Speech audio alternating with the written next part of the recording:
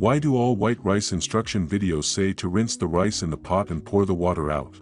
Why not use a mesh strainer?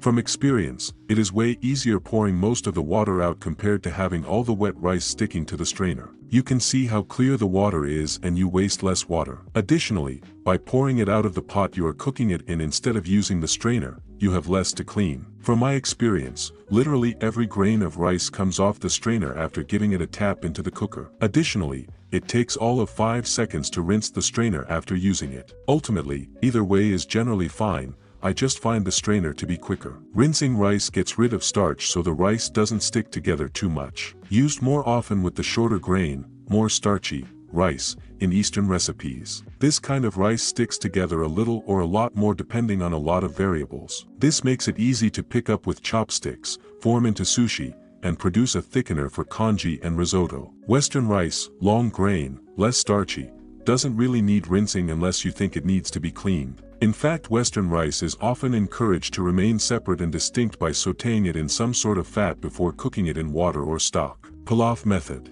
If you use the Western method, a 2-part volume of water, and 1 part rice by volume, brought to a boil and then simmered for 20 minutes with a lid works almost all of the time. Season the water to taste. If you use the Eastern method, the knuckle test seems to work. Folks who cook rice every day often rely on rice cookers and their built-in measurements. Rinsing rice in the cooking pot lets you judge the amount of starch you wash off. Less starch on the surface of the rice means clearer water. Saves washing a strainer, as well as others have mentioned.